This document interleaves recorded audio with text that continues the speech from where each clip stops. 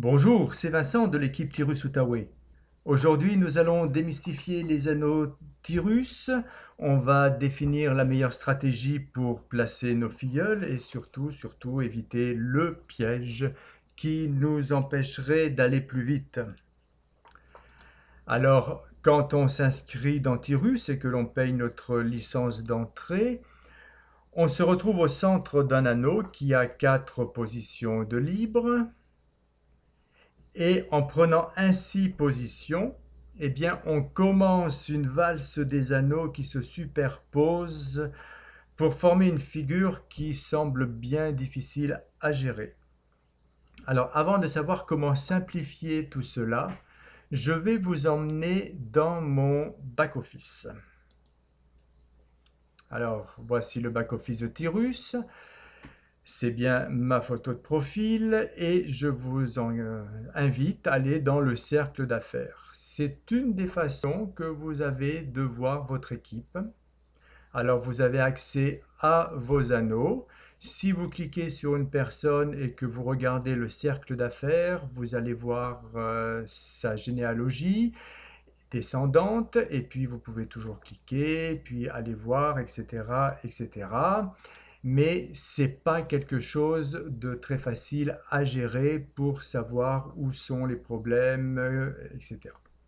Donc vous pouvez aller aussi dans mon équipe, l'onglet juste en dessous, et en descendant tout en bas, vous allez avoir votre équipe, les deux pattes que vous avez définies, et puis en cliquant sur les plus, eh bien, les autres membres de l'équipe vont arriver. Ce qu'il faut bien comprendre, je reviens sur la démonstration en anneaux, ce qu'il faut bien comprendre, c'est que ce système d'anneaux est une représentation graphique en 3 dimensions d'un système qui est beaucoup plus connu, qui est le système binaire. On le sait, c'est une arborescence que l'on trouve dans beaucoup de MLM et ça représente bien Tyrus quand même parce que Tyrus c'est 2 filleuls que l'on va trouver, qui vont en trouver 2, qui vont en trouver 2 et qui vont dupliquer le système comme ça. Et ce système me permet de voir dans mon équipe ceux qui travaillent bien, là où il y a des trous, et ainsi c'est plus facile de voir les personnes que l'on doit aider. Alors, je vous engage, vous aussi, de faire votre arborescence binaire pour avoir d'un rapide coup d'œil la situation de votre équipe. Vous savez donc, quand on rentre dans Tyrus, eh bien, dès que l'on paye sa licence, on se retrouve au centre de l'anneau numéro 1 du niveau facile. Alors, on va imaginer que toi, c'est le pseudo et que tu as payé, tu te retrouves à ce niveau-là. Un jour, tu as ton filleul A qui lui aussi va rentrer au centre de son anneau et par la magie de Tyrus, chaque personne qui rentre occupant 2 places, A va aussi se positionner dans la place numéro 1 de ton premier anneau. Si tu fais la même chose avec un deuxième filleul, B va rentrer dans son propre centre de l'anneau 1 et également va être placé en deuxième position de ton anneau 2. Alors après, tu développes ton équipe. A va trouver A1. A1 va occuper la première place de l'anneau 2A et va occuper la troisième place de ton anneau 1. Alors si c'est toi qui trouves A1 et qui l'inscrit avec ton lien de parrainage, tant que tu es dans l'anneau 1, ce n'est pas un problème. Il va occuper ta troisième place et par voie de conséquence, va quand même occuper la première place de l'anneau numéro 1 de A. Si tu fais la même chose en B, eh bien B1 va aussi occuper la première place de l'anneau de B le premier anneau et également la quatrième place de ton premier anneau. Ce qui fait que quand tu te retrouves devant cette structure géométrique de deux filleuls qui en trouvent au moins un chacun, tes 4 places de ton anneau 1 sont occupées, alors automatiquement tu passes en anneau 2, toujours au centre de ton anneau 2. Et là, c'est la même chose.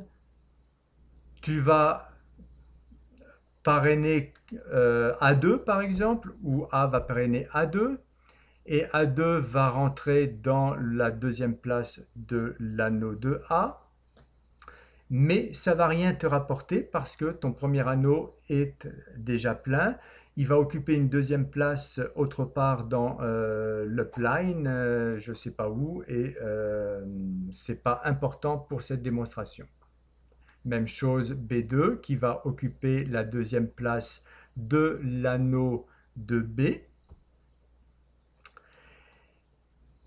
On continue la progression. A1 trouve un filleul qu'on va appeler A11 qui va occuper la troisième place de l'anneau de A. Et là, il se trouve que par ton travail, tu as trouvé C. Tu parraines C et tu veux le faire avec ton propre lien. Alors, si tu le fais avec ton propre lien, il faut que tu saches qu'il y a 4 possibilités. Soit tu le mets en A1, A2, B1 ou B2. Si tu choisis de le faire de ton propre lien, l'ordinateur, lui, il va remplir les places par ordre de vacances de la gauche vers la droite. C'est-à-dire que tu vas le mettre en A1. On va appeler ton filleul C. Si tu le mets là, ce n'est pas une erreur stratégique parce que tu vas quand même aider A1 à avancer. C va remplir sa deuxième place, mais ça ne va rien rapporter à A et ça ne va rien te rapporter non plus.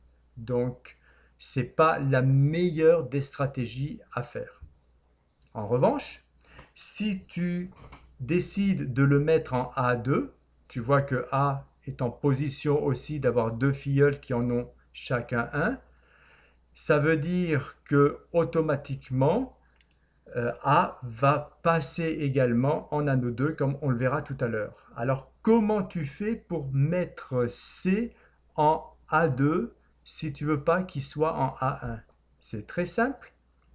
Tu retournes dans ton back-office, l'onglet Mon équipe et tu trouves ton lien de parrainage que tu vas copier dans un fichier Word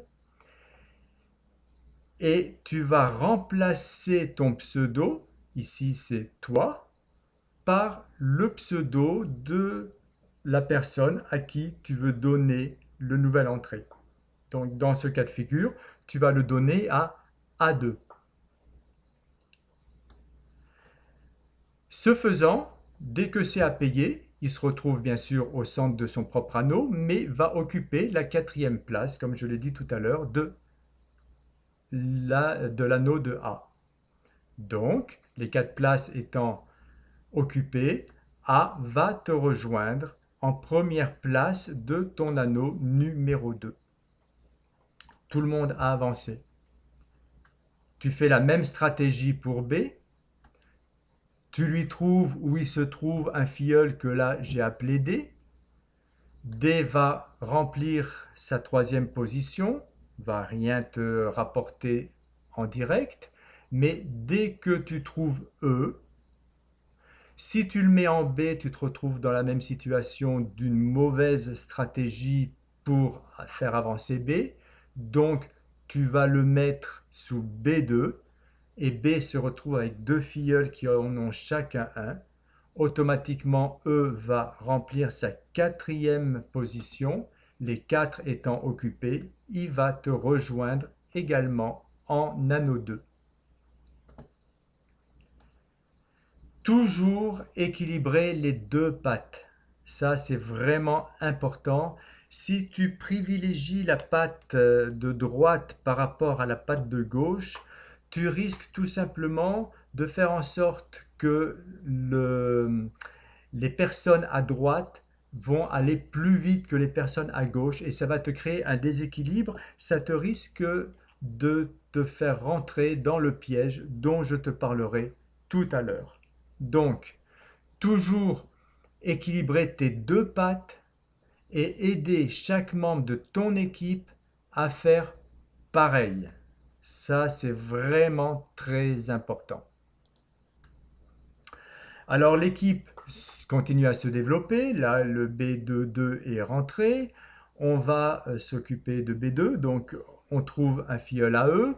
B22 trouve un filleul aussi dans sa première place. Et là aussi, une bonne disposition géométrique de filleuls qui trouvent chacun une personne. B2 va passer en anneau 2 et va te rejoindre dans une place. Là, je l'ai mis en 4. Peut-être que l'ordinateur te la placera en 3. Ça, c'est pas important.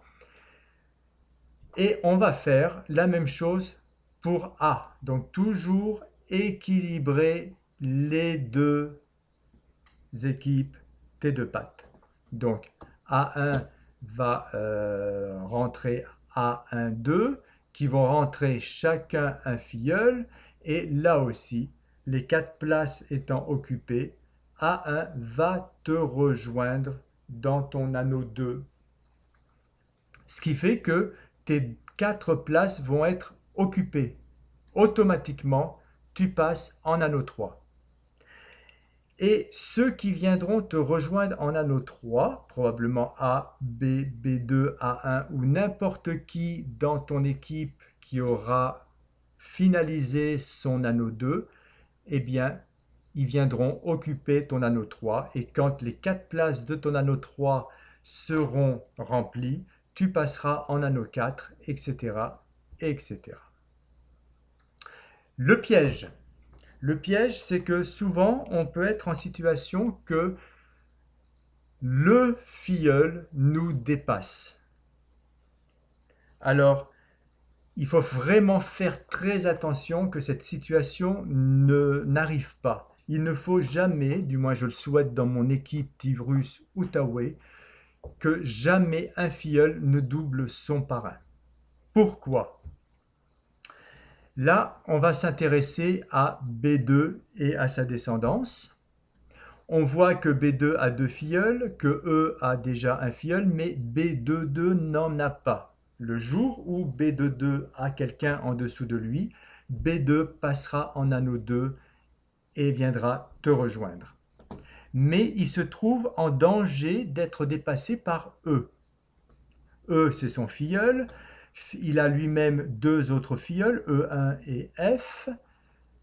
E1 a déjà une patte. Le jour où F rentre une de ces personnes pour combler sa première place, eh bien E va lui aussi être en position de passer en anneau 2. Alors, le piège, c'est si F trouve un filleul avant B22, E sera en anneau 2 avant son parrain, avant B2. Ce qui fait que quand B2 aura enfin la possibilité d'aller en anneau 2, il va perdre le bénéfice de E qui sera déjà positionné et qui ne pourra donc pas être positionné sous lui. En revanche, E, lui, va bénéficier certainement de l'arrivée tardive de son parrain. Alors, je trouve que ce n'est pas une chose vraiment très intéressante, je veux dire, si c'est important, c'est pas très intéressant pour faire avancer l'équipe. Alors vraiment, soyez vigilants, faites en sorte que le parrain soit toujours devant son filleul. Pour être vigilant, il faut savoir que dans l'équipe Tirus Outaouais, on avance ensemble. C'est pas une compétition.